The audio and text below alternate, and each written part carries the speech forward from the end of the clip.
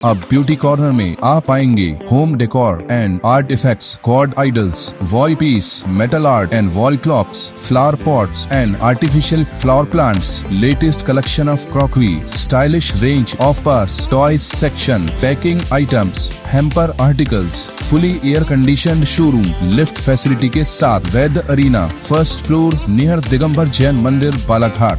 नगर पालिका परिषद बालाघाट के बजट को लेकर बैठक 27 अप्रैल को नगर पालिका सभागार में हुई, जहां पर नगर पालिका परिषद बालाघाट द्वारा वित्तीय वर्ष 2026-27 में विकास कार्यों पर खर्च किए जाने 3,03,56,52,420 रुपये का बजट 27 अप्रैल को नगर पालिका सभा कक्ष में आयोजित विशेष सम्मेलन में प्रस्तुत किया गया। इस बजट से अनुमानित 51,71,312 रुपये की अनुमानित बचत होगी। साथ ही 9 प्रस्ताव परिषद में रखे गए हैं, जिन पर विस्तृत चर्चा की गई और सर्वसम्मति से इन प्रस्तावों को पारित किया गया है। परिषद की बैठक में सांसद प्रतिनिधि, नगर के 33 वार्डों के पार्षद, मनोनीत पार्षद, सीएमओ और विभागीय अधिकारियों की मौजूदगी रही। बैठक सत्ता पक्ष, विपक्ष एवं असंतुष्ट पार्षदों की वजह से हंगामेदार हो गई। विशेष रूप से नारी शक्ति वंदन महिला अधिनियम बिल को लेकर निंदा प्रस्ताव पारित किए जाने पर सत्ता पक्ष और विपक्ष में टकराहट देखने को मिली। परिषद की बैठक में सत्ता पक्ष के पार्षद सुधीर चिले, राजहरीन खेड़े और श्वेता सौरभ जैन, इन्होंने कई मुद्दों पर अपनी बातें रखी और नाराजगी जाहिर की कि निर्माण कार्यों को लेकर विभागीय उपयंत्री और अधिकारी कोई ध्यान नहीं देते हैं।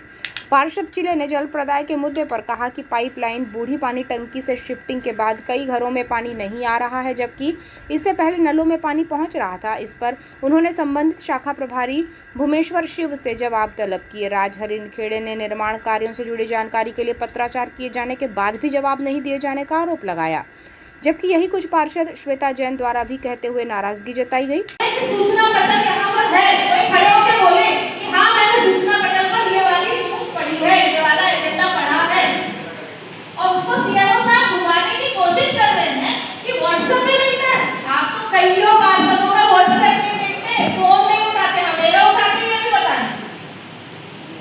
पारदर्शिता की बात अगर आपने कर ली है, सोशल ऑडिट की बात अगर आपने कर ली है, तो तत्काल में ये परिषद खत्म होने के पहले सूचना पटल नाम का एक धागा बांध दो जिसपे काला लटका आगे साथ में रसीदें लगी हुई है, कोई फर्जी काम नहीं है, नगर पालिका की पूरी रसीदें साथ में है, कोई घर पे बैठ के नहीं छाप सकता।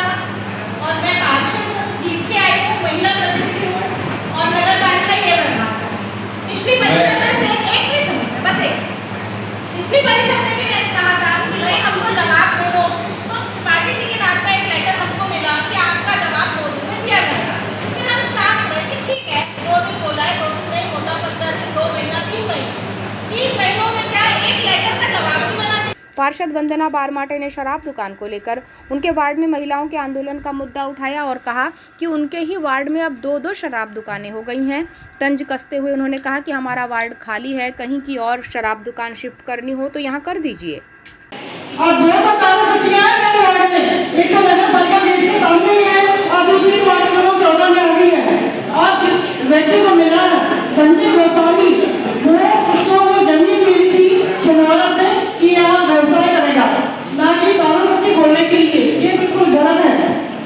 मैं आप सभी लोगों से चाहती हूँ कि आप लोग मेरी बात से सहमत हैं तो आप लोग टेबल बजाएं, क्या ये सही है या गलत है। परिषद के प्रमुख प्रस्तावों की बात करें तो नगर पालिका सीमा अंतर्गत वार्ड नंबर 1 से 33 के लिए भवनों और भूमियों के कर योग्य संपत्ति के मूल्य निर्धारण को लेकर मध्य प्रदेश राजपत्र नियमानुसार वार्षिक भाड़ा मूल्य निर्धारण किया गया है। जानकारी देते हुए राजस्व सभापति वकील वाधवा ने कहा कि 3 वर्षों से संपत्ति करों में कोई बढ़ोतरी नहीं की गई है, लेकिन अब दरों में आवासीय 4% 80 पैसे और व्यावसायिक में 5% 1 रुपये की वृद्धि के लिए परिषद के पटल पर प्रस्ताव रखा गया है, जिसे भी परिषद सदस्यों की सहमति मिली।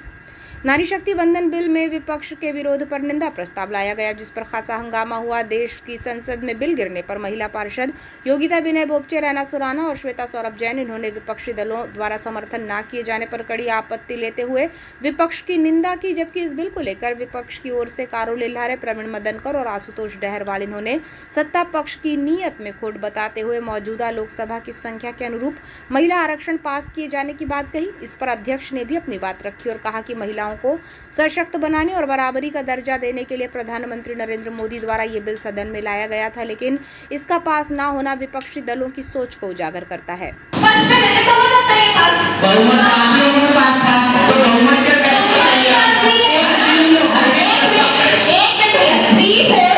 ये क्योंकि एक विशेष दिन था, इसलिए 2/3 मेजॉरिटी से ये बिल पास होना, 2/3 बहुमत चाहिए था। अगर कॉन्स्टिट्यूशनली महिलाओं की मतलब सपोर्ट है तो ये आपको पास करके देना था। जब आप नहीं चाहते थे इसलिए तो आपने पास नहीं किया ना। तो ये बस मैं आशुतोष का जवाब देना चाहती हूँ और ये बिल पास नहीं हुआ। उसके लिए मैं कड़ी निंदा करती हूँ विपक्ष की कि उन्होंने ये बिल पास नहीं करने दिया। और जैसे हमारे भारतीय संस्कृति में कहा जाता है कि भाई माँ हमारी देव, माँ सरस्वती को हम पूजते हैं, माँ दुर्गा को पूजते हैं, माँ काली को पूजते हैं, तो सिर्फ हम पूजा करने के लिए नहीं बैठे हैं, हम उनको पूजनीय बनाने के लिए। अच्छा, ये हमारी भारतीय संस्कृति है, लेकिन अगर हम उनको राइट टू इक्वालिटी, ये आप लोग जो कॉन्स्टिट्यूशन ले लेके घूमते हैं ना विपक्ष वाले, उसमें एक ये भी लो है कि राइट टू इक्वालिटी, अगर आप उस पर अमल नहीं करें तो आप लोग प्लीज ये कॉन्स्टिट्यूशन ही ले लेके मत घूमिए। आधी आबादी हमारी है और हम लोग गर्व से बोल सकते हैं। जब हम यहाँ बैठे हैं तो हमारी सरकार ने हमें 50% आरक्षण दिया, तो हम यहाँ बैठ के आपके सामने बोल पा रहे। और इस जो अभी निर्णय हुआ इसकी मैं कड़ी निंदा करती हूँ महिला होने के नाते।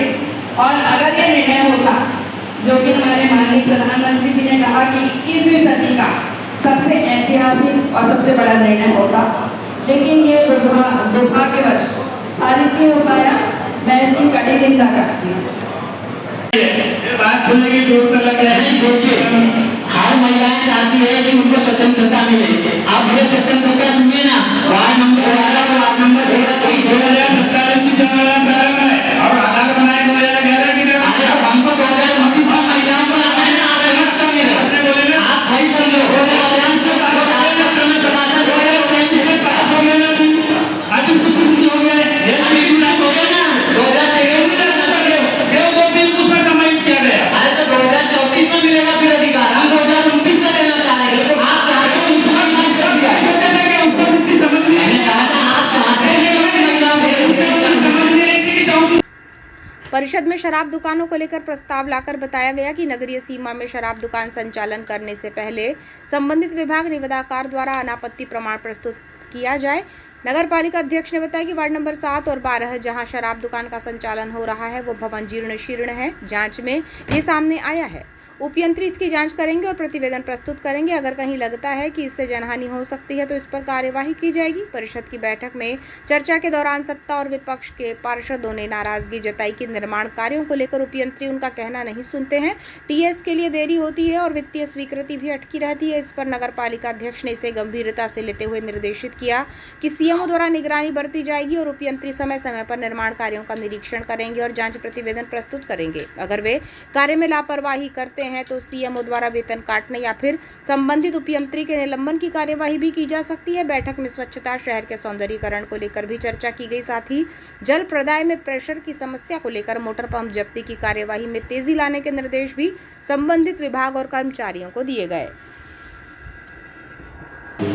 सबसे पहले तो मैं नगर पालिका परिषद के हमारे सभी सम्मानित सदस्यों को, पार्षद, सभापति, हमारे 6 मनोनीत पार्षद और विपक्षी हमारे 11 पार्षदों का, सभी का हृदय की गहराई से आभार व्यक्त करती हूँ कि 3,35,56,52,420 रुपये का जो प्रस्तावित बजट जो हमने लाया प्रस्ताव सर्वसम्मति से पारित किया गया।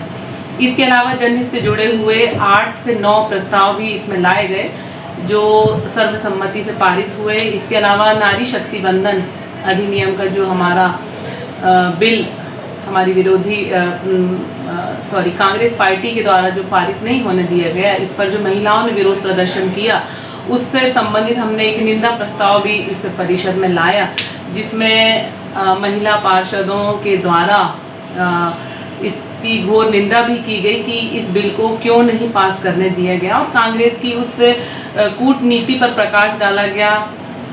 सभी पक्ष विपक्ष के पार्षदों ने इस पर खुल के डिबेट की और यह निंदा प्रस्ताव भी इसमें पारित किया गया है। इसके हमने और लाया है, पिछले परिषद में भी हमने एक विषय लाया था जिसमें वार्ड क्रमांक 24, 12, 2 और 10 की शराब दुकानों को हटाने का एक प्रस्ताव सर्वसम्मति से पारित हुआ था, जिसमें अगर अभी वर्तमान की स्थिति हम देखें तो वार्ड नंबर 24 और वार्ड नंबर 2 से दारू भट्टियों को अनियंत्रित स्थापित कर दिया गया है। अब वार्ड नंबर 12 और 10 का मामला जब सामने आया तो हम देख रहे हैं कि अभी भी वार्ड नंबर 12 में महिलाएं धरने पर बैठी हैं, और जब इसकी सभी जगह एक जांच की गई तो जांच में एक बात निकल कर ये सामने आई कि वार्ड नंबर 12 और वार्ड नंबर 7 ये 2 वार्डों की दारू भट्टी की जो जहां इनका संचालन किया जाता है, ये भवन बहुत जीर्ण शीर्ण अवस्था में है। तो सीएमओ के द्वारा आदेशित किया गया उपयंत्री को, और जल्द ही एक लिखित में आदेश निकाला जा रहा है कि उपयंत्री इन दोनों भवनों की जांच करेंगे, वार्ड नंबर 12 और 7 के, और जीर्ण शीर्ण अवस्था में है तो अपने जांच प्रतिवेदन प्रस्तुत करेंगे। अगर कहीं लगता है कि इससे किसी भी प्रकार की जान की हानि हो सकती है तो इस पर कार्रवाई की जाएगी। और दूसरा, इन्हें अन्यत्र कहीं अगर शिफ्ट करना है तो जब कलेक्टर साहब से हमारी बात हुई तो उन्होंने यही कहा कि इसका आप कोई विकल्प तैयार करके दीजिए कि किस स्थान पर हम इन्हें भेजें, तो उसके बाद इनको हटाने की कार्रवाई की जा सकती है।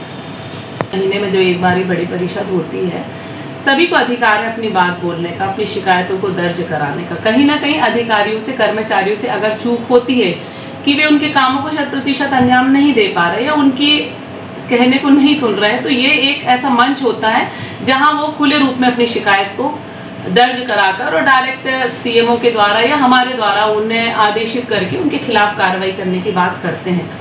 मैंने स्वयं भी जब इस चीज़ का जायजा लिया और मुझे लगा कि कहीं हमारे अधिकारियों से चूक हुई है तो हमने स्वयं सीएमओ को आदेशित किया कि अगर इंजीनियर से नाराज हैं कि वे स्थल निरीक्षण नहीं करते और काम की गुणवत्ता की जांच नहीं करते, तो हमने आदेशित किया सीएमओ को कि आप संबंधित वार्डों के जो उपयंत्री हैं उन्हें आदेशित कीजिए कि वो अपनी जांच रिपोर्ट पेश करें, अपना प्रतिवेदन पेश करें, और समय समय पे जाके अगर वो जगह का निरीक्षण नहीं करते, कामों का निरीक्षण नहीं करते तो उनके खिलाफ सख्ती से कार्रवाई करें, चाहे वेतन काटें या उनके खिलाफ जो निलंबन की कार्रवाई उनके द्वारा की जा सकती है।